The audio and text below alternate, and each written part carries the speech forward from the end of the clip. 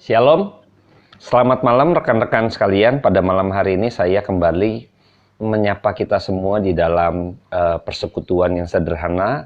Kita kembali boleh merenungkan kebenaran firman Tuhan. Biarlah pada malam hari ini kita boleh diberkati oleh kebenaran firman Tuhan sendiri yang adalah perkataan Tuhan yang bersifat kekal. Dan sebelum kita mulai, saya akan berdoa terlebih dahulu buat setiap kita. Bapa dalam surga, terima kasih buat kesempatan yang kau berikan pada malam hari ini. Kembali kami boleh merenungkan kebenaran firman Tuhan. Pimpin waktu ke depan, kiranya Tuhan memberikan kuasa Roh Kudus-Mu untuk kami boleh mendapat pencerahan, pengertian-pengertian yang baru yang belum kami ketahui, untuk kami memahami dan lebih mendalam mengerti makna daripada kebenaran firman Tuhan yang sebentar kami akan dengar. Tuhan sertai, berkati untuk hamba-Mu ini terlebih lagi, agar hamba mampu menyampaikan kebenaran firman Tuhan secara utuh. Biarlah kuasa Roh Kudus-Mu yang menerjemahkan atas setiap pribadi lepas pribadi, jiwa-jiwa yang ada di rumah saja. Kiranya Tuhan yang mengurapi dan Tuhan Yesus yang memenangkan dan Tuhan Yesus yang menyegarkan kami kembali. Terima kasih Bapa, hanya di dalam nama yang kudus hamba berdoa dan syukur. Amin. Baik, saya akan kembali melanjutkan tema kita bagaimana ketika itu manusia jatuh dalam dosa, dan sekarang kita akan bahas beberapa poin penting lagi gitu ya yang terambil di dalam kitab Kejadian 3 ayatnya yang ke-6 sampai yang ke-7. Jadi dua ayat ini saya akan bacakan buat setiap kita. Biarlah kebenaran firman Tuhan pada malam hari ini membuat kita makin bergairah dan makin bisa memiliki kerinduan bahwa kita sesungguhnya manusia yang berdosa akhirnya ditebus oleh Tuhan gitu ya. Betapa luar biasanya, betapa besarnya anugerah daripada Tuhan untuk setiap kita. Dan saya akan bacakan Kejadian 3 ayat 6 sampai 7. Demikianlah firman Tuhan. Perempuan itu melihat bahwa buah pohon itu baik untuk dimakan dan sedap kelihatannya. Lagi pula pohon itu menarik hati karena memberi pengertian. Lalu ia mengambil dari buahnya dan dimakannya dan diberikan juga kepada suaminya yang bersama-sama dengan dia, dan suaminya pun memakannya. Maka terbukalah mata mereka berdua dan mereka tahu bahwa mereka telanjang. Lalu mereka menyemat daun pohon ara dan membuat cawat. Nah, kita tahu bahwa pada waktu sebelumnya bahwa perempuan itu atau Hawa ini sudah ditarik perhatiannya oleh si jahat gitu ya, lewat sebuah kata-kata, lewat sebuah argumen, lewat sebuah narasi yang akhirnya perempuan itu tergiur untuk berbagian di dalam menanggapi dialog dia, meresponi itu dengan membuka pikirannya selebar-lebarnya, tetapi tidak pernah memegang atau bersandar pada pengertian yang daripada Tuhan atau berpegang pada kebenaran firman Tuhan yang benar gitu ya. Maka pada waktu itu iblis memberikan satu rayuannya, memberikan satu ajakannya, memberikan pengertian yang baru gitu ya, yang ingin mengajak bahwa manusia itu juga bisa seperti Allah, sama seperti Allah gitu ya. Jadi pada waktu itu ular memberikan janji gitu ya, bahwa engkau akan seperti Allah, bukan mati gitu ya, tetapi seperti Allah, tahu mengenai yang baik dan jahat ya. Yang minggu lalu sudah kita bahas dan saya coba melanjutkan gitu ya. Nah, sebelum saya bahas mengenai bagaimana akhirnya perempuan itu manusia tertarik mengambil buah pengetahuan yang baik dan jahat gitu ya.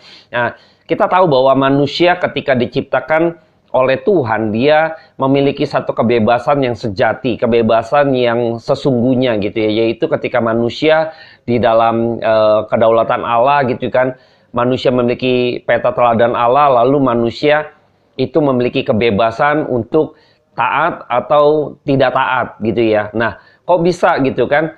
Kalau bebas kok ada sesuatu yang dilarang? Nah, ini seringkali pertanyaan klasik gitu ya. Jadi ketika kalau emang bebas, mengapa ada yang dilarang ya? Jadi kan dilarang, Tuhan melarang bahwa dia tidak boleh memakan buah pengetahuan yang baik yang jahat yang ada di tengah-tengah taman itu ya.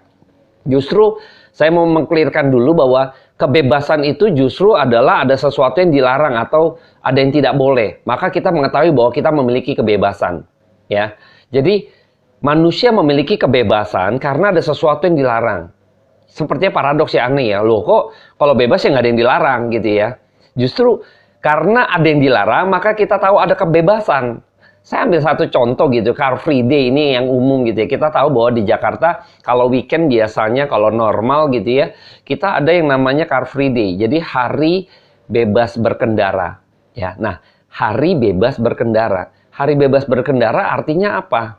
Apakah hari bebas berkendara maka orang yang memiliki mobil sport gitu kan, lalu mereka kebut-kebutan di Jalan Jenderal Sudirman gitu kan, sepanjang jalan itu gitu ya. Jadi mereka bebas gitu kan, untuk tidak ada lampu merah, tidak ada polisi gitu kan, jadi ngebut-ngebutan gitu. Apa demikian?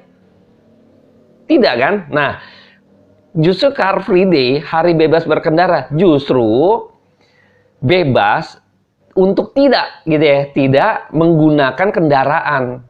Jadi mereka biasanya olahraga, lari, jogging, jalan, ataupun bersepeda gitu ya. Nah, Car Free Day, justru Free Day itu, Car Free Day itu justru hari bebas berkendara, artinya adalah bebas untuk tidak menggunakan kendaraan.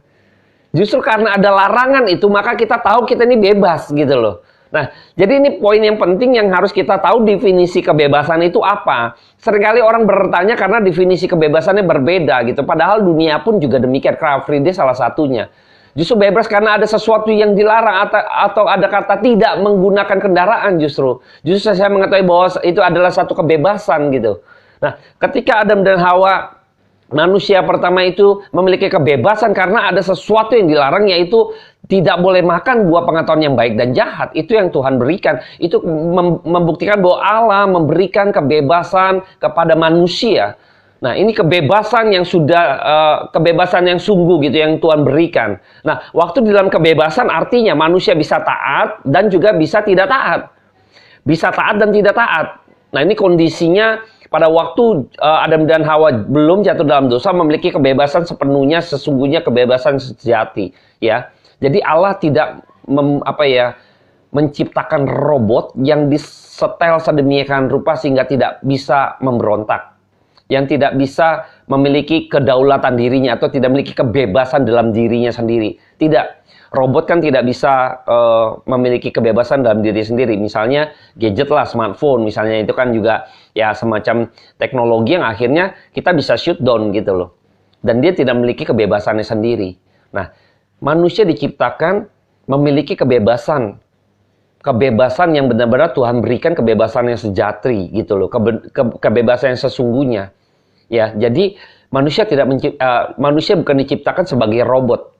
Tidak diciptakan sebagai robot, tapi sebagai pribadi memiliki peta teladan Allah gitu loh. Nah, Tuhan menguji, makanya kenapa buah pengetahuan yang baik dan jahat itu ada di tengah-tengah. Karena Tuhan ingin menguji manusia itu yang memiliki kebebasan. Karena memiliki kebebasan, maka dia memiliki satu yang namanya tindakan untuk taat atau satu lagi tidak taat. Nah, kebebasan itu diuji oleh Allah. Manusia diuji oleh Allah. Melalui apa? Mengetahui ada pohon pengetahuan yang baik dan jahat diletakkan di tengah-tengah. Artinya spot yang paling terlihat gitu kan, spot yang paling oke untuk kamu kemanapun, kamu pasti ngelihat karena sentral, ya. Objeknya di sentral, bukan di samping, bukan di pinggir. Kalau di pinggir makanya diumpetin namanya, bukan diuji. Tetapi Tuhan meletakkan pohon pengetahuan yang baik dan jahat itu ada di tengah-tengah untuk menguji manusia. Justru spot yang paling sentral, yang mau di utara, di selatan, segala macam, manusia bisa lihat pohon itu. Jadi sepertinya pohon itu ada di mana-mana. Itu untuk menunjukkan bahwa dia memiliki kebebasan, ya. Tadi saya sudah katakan bahwa definisi kebebasan itu justru ada yang dilarang. Yang tadi sebagai contoh Car Free Day tadi. Justru Car Free Day itu bukan untuk ngebut-ngebutan berkendaraan gitu loh. Tidak. Justru hari kebebasan berkendaraan itu adalah bisa untuk tidak berkendaraan, itu bebas namanya. Nah, sama seperti manusia pada waktu itu diberikan kebebasan oleh Tuhan, justru karena ada yang dilarang, maka manusia itu memiliki kebebasan. Jadi Tuhan memberikan satu cerminan atau gambaran bahwa manusia diciptakan dengan kebebasan yang daripada Tuhan sendiri. Jadi ingat, manusia bukan diciptakan sebagai robot yang tidak memiliki kebebasan dalam dirinya sendiri. Nggak ada gitu ya, terbatas gitu ya, dalam arti kayak gadget saya matiin, dia nggak bisa bangkang, dia harus ketika klik kanan maka dia akan ke kanan, klik kiri maka akan ke kiri, dia nggak bisa memberontak gitu ya, waktu klik kanan dia ke kiri, nggak demikian. Nah, manusia diciptakan oleh Tuhan itu memiliki akal, pikiran, otak gitu ya, rasio yang tidak dimiliki oleh ciptaan yang lain. Dalam hal ini mungkin binatang, tidak dimiliki oleh binatang. Jadi makanya pengertian-pengertian itu ada turun atas manusia.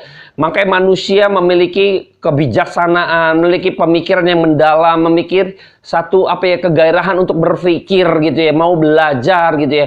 Dan sampai hari ini kita tahu bahwa bagaimana ketika itu manusia memiliki kegairahan untuk memikirkan sesuatu berkaitan dengan pengetahuan. Dia akan berpikir mengapa buah jatuh gitu kan, begitu jatuh ke bawah gitu, lalu adanya pemikiran teori gaya gravitasi bumi lain sebagainya, gaya tarik bumi, banyak muncul teori-teori yang luar biasa gitu kan. Bagaimana ketika itu manusia mencoba berpikir karena memiliki rasio pikiran otak yang berbeda, tidak sama dengan binatang. Ketika binatang hanya bisa mampu membangun sangkar saja, misalnya burung gitu ya, untuk anaknya. Udah nggak mikirin lagi gedung bertingkat gitu ya, dengan desain misalnya gedung, misalnya menara Pisa gitu ya, miring dengan tingkat kemiringan tapi nggak roboh gitu ya. Tidak memikirkan hal demikian. Paling top gitu ya, membuat sarang untuk rumahnya doang gitu kan. Tapi manusia memikirkan bagaimana membuat gedung pencakar langit gitu ya, bagaimana membuat jembatan gitu yang panjang gitu kan, dengan dua penyangga tapi berkilo-kilometer gitu kan di tengah-tengah lautan misalnya ya. Membuat pesawat gitu ya, bagaimana memindahkan orang dari satu tempat ke tempat lewat udara gitu loh.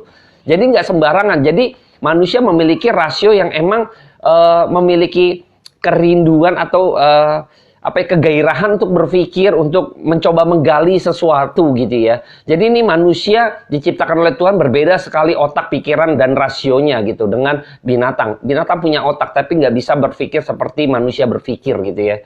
Memiliki fungsi rasio yang begitu hebat, yang begitu luar biasa. Makanya ketika itu Adam menamai binatang-binatang gitu loh. Nggak sembarangan ketika dia melihat burung gitu ya, dia bersayap bisa terbang. Lalu dia lihat yang punya sayap nggak bisa terbang. Apakah dia mau samakan? Tidak, dia pisahkan kategorinya. Ini satu pemikiran yang mendalam, nggak sembarangan gitu. Mengklasifikasikannya. Ini dari mana? Dari pikiran dan rasio yang Tuhan berikan, bijaksana yang Tuhan berikan di dalam pikiran manusia. Maka manusia memiliki satu pemikiran yang akhirnya pemikiran itu bisa dipuaskan, rasionya itu dipuaskan dengan sebuah pengetahuan, dengan sebuah pengertian gitu ya. Lalu pikiran itu, rasio itu dipuaskan begitu rupa. Maka manifestasinya manusia menciptakan segala sesuatu kreatif, inovatif gitu ya. Hal-hal yang demikian luar biasa yang sampai hari ini. Pesawat gitu ya, membawa orang dengan berat gitu ya, besi semua berat tapi bisa terbang gitu ya.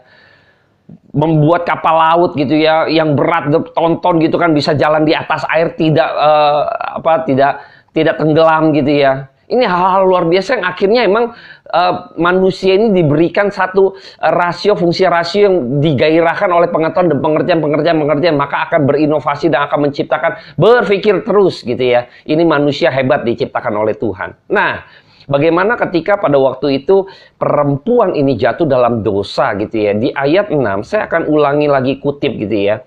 Pada waktu itu firman Tuhan mengatakan gini. Perempuan itu melihat bahwa buah pohon itu baik untuk dimakan dan sedap kelihatannya. Lagi pula pohon itu menarik hati karena memberi pengertian.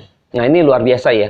Jadi buah pengetahuan yang baik dan jahat itu memberikan pengertian, menarik hatinya gitu ya, karena memberikan pengertian. Nah, ini pengertian yang tadi saya katakan tadi, karena manusia diciptakan dengan fungsi rasio pikiran akal yang berbeda dengan binatang gitu ya. Jadi makanya pada waktu itu ada satu hadir pengertian gitu ya. Buah itu buah pengetahuan yang baik dan jahat memberikan sebuah pengertian, maka itu menarik hatinya gitu ya. Manusia ingin makanya iblis menjebak gitu ya, bahwa menjanjikan bahwa waktu engkau makan buah pengetahuan yang baik dan jahat, maka engkau seperti Tuhan. Jadi ingin menggeser Allah sebenarnya, karena iblis itu jatuh dari atas ya, emang dari atas gitu kan, tapi bukan yang diutus. Kristus dari atas tapi yang diutus. Sedangkan iblis itu dari atas karena jatuh gitu ya. Karena jatuh. Nah, waktu dia jatuh, kejatuhan iblis adalah karena dia ingin menjadi seperti Allah. Dan ketika dia sudah jatuh, maka dia juga mau menggagalkan ciptaan Allah yang paling sempurna, yang memiliki peta teladan Allah tadi. Maka iblis berusaha untuk menjatuhkan ciptaan yang paling sempurna itu. Maka dia berasa dia memiliki kemenangan. Maka dia berjuang begitu rupa. Maka dia katakan, engkau akan seperti Allah. Karena tahu ada pikiran yang dipicu dengan pengertian membuat menarik begitu rupa. Sehingga sejenak dia memandang itu karena memberi pengertian. Nah, makanya dalam pikiran manusia, maka perempuan itu, manusia itu ingin mencoba, karena ya pada dasarnya manusia memiliki rasio tadi ya, ingin memiliki pengertian, pengen tahu gitu, memiliki rasa pengen tahu yang luar biasa besar gitu. Maka ketika itu diambil buah pengetahuan yang baik dan jahat itu, disitulah celakanya. Maka semenjak dia mengambil, maka kita tahu manusia sejak saat itu tidak lagi memiliki kebebasan. Mengapa saya katakan demikian? Karena manusia sudah buta, manusia sudah mati. Bagaimana mungkin orang yang sudah mati, orang yang sudah buta bisa menentukan warna? Tidak mungkin. Bayangkan ya, pada waktu dia mengambil, maka dia sudah mati. Orang mati tidak memiliki kebebasan. Tidak memiliki kebebasan. Orang mati kok, mana bisa bebas, mana bisa bergerak, mati. Orang buta juga nggak bisa menentukan ini putih, ini merah, ini kuning. Besok dia pegang lagi, ini hijau gitu kan. Dari mana dia tahu itu warna hijau, merah, segala macam? Dianya buta. Dia itu dalam kegelapan, bagaimana bisa menentukan? Pada waktu dia makan buah pengetahuan yang baik dan jahat, maka sebenarnya manusia yang ingin menentukan mana yang baik, mana yang jahat. Jadi sebenarnya itu adalah bagian daripada Allah yang menentukan baik dan jahat. Sekarang diambil alih oleh manusia. Maka manusia yang berdosa, bagaimana mungkin bisa menentukan yang baik dan jahat? Maka nanti muncul agama. Bukankah agama yang menentukan ini halal, ini haram? Ini nggak boleh, ini boleh. Ini tidak baik, ini baik. Semua dipisah-pisahkan. Siapa menentukan? Maka munculnya agama yang didirikan oleh manusia berdosa. Maka agamanya sesungguhnya tidak bisa menyelamatkan.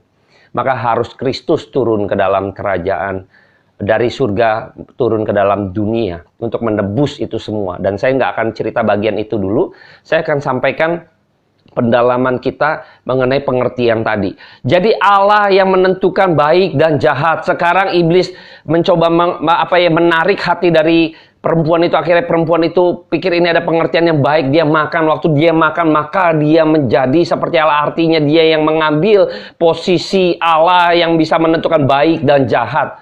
Nah, ini sudah mengambil alih. Makanya dia memberontak. Nah, itu menunjukkan kebebasannya. Dia memberontak.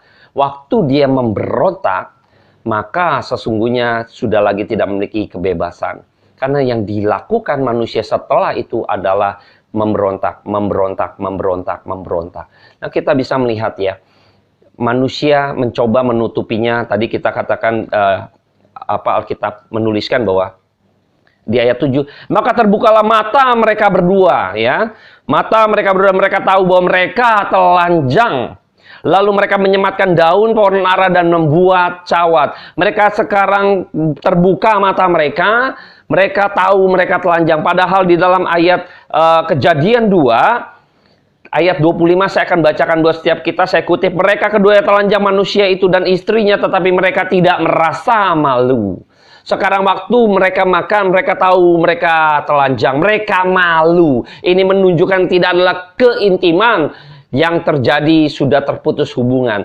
Dulu intim sekali. Penggambaran kedua orang ini, Adam dan Hawa gitu kan, telanjang, mereka tidak malu. Penggambaran keintiman yang begitu luar biasa. Ketika makan buah pengetahuan yang baik dan jahat, maka keintiman itu sudah tidak ada lagi. Mereka merasa malu. Ini penggambaran terpisah hubungan dengan Allah. Dosa nggak main-main. Dosa itu memutuskan hubungan antara manusia dengan Allah. Antara yang dicipta dengan Allah sang pencipta. Sudah diputus oleh dosa. Nah, ketika itu kita lihat bahwa bagaimana manusia yang sudah telanjang ini gitu ya, membuat cawat gitu ya dari daun dan sebagainya untuk menutupi ketelanjangan mereka. Mereka pikir mereka bisa tutup. Ini gambaran ketelanjangan adalah masalah dosa ya.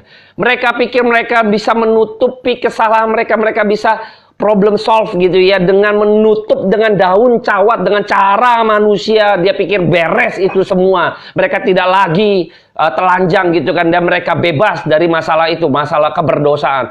Tidak demikian. Manusia memiliki cara yang sendiri. Akhirnya manusia sejak makan pengetahuan yang baik dan jahat, maka saat itu juga manusia bersandar pada pengertiannya sendiri. Inilah kecelakaannya.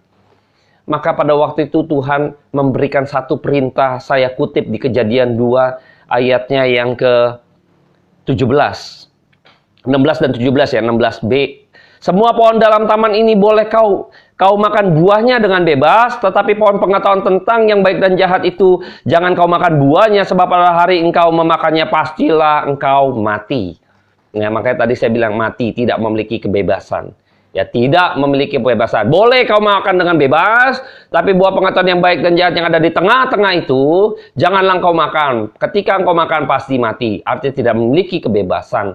Nah, saya melihat bahwa ketika buah pengetahuan yang baik dan jahat ini dihadirkan oleh Tuhan untuk menguji manusia yang sudah diciptakan tadi karena memiliki kebebasan tadi, gitu. Menguji kebebasan itu, yang sekarang yang ada kebablasan. Ya.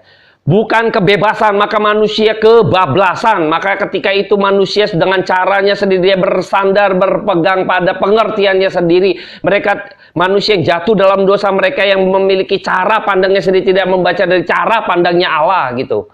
Jadi kenapa manusia bisa jatuh? Salah satunya adalah karena manusia yang jatuh dalam dosa adalah mereka bersandar pada pengertiannya sendiri, pada kekuatannya sendiri. Maka dia jatuh kepada dosa. Maka Tuhan menguji manusia. Jikalau tadi pada waktu seandainya kita melihat bahwa manusia bersandar pada kebenaran firman Tuhan, bersandar pada pengertian Allah, bersandar pada bagaimana cara Tuhan memandang, bagaimana definisi Allah diterjemahkan dengan benar, maka sesungguhnya manusia itu tidak akan jatuh di dalam pencobaan tersebut. Maka ketika kita tahu bahwa manusia sesungguhnya jatuh dalam dosa karena manusia memakai pengertian logikanya sendiri, memakai pengertiannya sendiri, memakai dengan cara pandangnya manusia sendiri yang sudah berdosa. Kebayang nggak? Nggak mungkin. Akhirnya tiada akan mungkin orang-orang yang sudah mati ini akan bangkit gitu ya. Ini sudah binasa. Mereka yang sudah buta, bagaimana mungkin mengajarkan orang yang buta lainnya gitu loh. Ini orang buta menuntun orang buta. Tidak mungkin bisa. Maka sesungguhnya aneh gitu ya bagi seorang buta menjadi misalnya juri suatu seni gitu ya. Aneh gitu loh. Seni pahat, misalnya seni gambar gitu kan, sedangkan dia buta. Aneh. Siapa yang menentukan? Manusia sudah jatuh karena dia tidak bersandar pada pengertian Tuhan. Tidak bersandar kepada pengertian Allah, tidak bersandar kepada kebenaran yang sejati itu. Dia memunculkan kebenarannya sendiri. Itulah manusia yang berdosa. Dan saat ini kita yang sudah jatuh dalam dosa yang sebelum Kristus datang, kita juga memiliki pengertian sendiri untuk masalah keberdosaan kita. Kita berusaha di dalam hidup ini untuk berkenan di hadapan Allah dengan caranya kita. Sama seperti manusia pada waktu jatuh dalam dosa Adam dan Hawa, menutupi ketelanjangan mereka yang adalah menutupi dosa mereka dengan cara mereka sendiri, membuat daun dan cawat dengan caranya sendiri, yang sebenarnya cara itu cara yang tidak berkenan di hadapan Tuhan. Nah, sesungguhnya kita bisa melihat, mempelajari bahwa betapa mengerikannya ketika Anda dan saya sudah bersandar pada pengertian kita sendiri. Kita akan jatuh di dalam keberdosaan yang makin dalam, karena kita menjadi Tuhannya. Kita yang menentukan mana yang baik, mana yang benar. Saya yang tentukan. Ini celaka, ini bahaya sekali. Mari kita kembali bersandar kepada pengertian firman Tuhan. Mari kita yang sudah ditebus di dalam Kristus, kita mari bersandar pada pengertian kebenaran firman Tuhan yang sejati. Mari kita mempelajari firman Tuhan dengan sungguh-sungguh, sehingga ketika pencobaan itu, si jahat itu mencobai kita, maka kita tetap bersandar pada pengertian firman Allah. Kita bisa bersandar pada pandangan Allah bagaimana menghadapi ini semua. Kita harus benar-benar sungguh-sungguh mempelajari firman Tuhan ini dengan sungguh-sungguh. Saya berharap kita memiliki satu pengertian yang mau digairahkan dengan mau belajar firman Tuhan. Mari kita bersandar pada pengertian firman Allah. Mari bersandar. Jangan pakai bersandar pada pengertianmu sendiri. Maka seringkali Tuhan, kita tahu bahwa manusia diciptakan begitu hebat, begitu luar biasa, melebihi dari ciptaan yang lain. Tetapi saat itu juga manusia berpotensi untuk apa? untuk bisa melawan Tuhan. Dan semenjak itu manusia tidak memiliki kebebasan, yang ada kebablasan. Mereka hidup akhirnya suka-suka mereka, karena yang nentuin mereka. Hidup dengan maunya mereka, karena itu maunya apa yang menjadi maunya mereka, yaitu mereka Tuhannya atas diri mereka sendiri. Bayangkan, mereka sudah tidak lagi memiliki hubungan, tidak akan pernah mungkin lagi memiliki pengertian yang benar. Karena dosa memutus itu semua, sehingga manusia tersesat. Tidak akan pernah mungkin menemukan pengertian yang benar. Sampai Kristus turun datang ke dunia, firman itu sendiri sekarang memperbaruinya kembali. Dan mungkin minggu-minggu yang akan datang kita akan coba bahas hal-hal menarik lainnya di dalam kisah kejadian ini. Saya berharap teman-teman bersandar pada pengertian firman Tuhan. Saya berharap kita semua terus mau bersandar pada kebenaran firman Tuhan dan kita mau belajar. Sehingga kita benar-benar bisa didirect hidup kita oleh firman Tuhan sesungguhnya. Jadi kita ngerti firman Tuhan, prinsip-prinsip penting dalam firman Tuhan kita pegang terus dalam hidup kita. Sehingga kita tidak mudah diombang-ambingkan, iman kita tetap kokoh, iman kita tetap survive gitu ya, iman kita tetap bertumbuh di dalam tantangan zaman hari lepas hari makin cepat gitu ya, era digital gitu, wah makin tergeser. Anda dan saya kalau tidak hati-hati gitu ya, nah ini celaka gitu ya, nanti kita bisa ikut arus gitu ya, akhirnya iman kita gugur gitu ya. Saya berharap pada malam hari ini pengertian-pengertian baru yang boleh kita miliki, yang mungkin disegarkan kembali untuk kita boleh kembali bersandar kepada pengertian firman Tuhan. Terima kasih, saya akan berdoa buat setiap kita. Bapa dalam surga, hamba-Mu selesai berkata-kata dan berbicara, tetapi yang mempercayakan kuasa daripada Roh Kudus-Mu yang tidak pernah berhenti, tidak pernah terbatas oleh ruang dan waktu, akan terus memberikan kami iluminasi. Kiranya Roh Kudus bekerja atas setiap hati dan pikiran setiap kami. Segarkan, puaskan jiwa roh kami Tuhan dengan pengertian daripada Tuhan sendiri. Terpujilah nama Tuhan, kekal selama-lamanya sampai selama-lamanya. Dalam nama-Mu yang kudus, diberkatilah kami oleh karena perkataan Allah yang hidup itu turun atas setiap kami pada malam hari ini. Terpujilah Engkau. Amin. Terima kasih teman-teman yang sudah berbagian dan juga join. Selamat malam, Tuhan Yesus memberkati.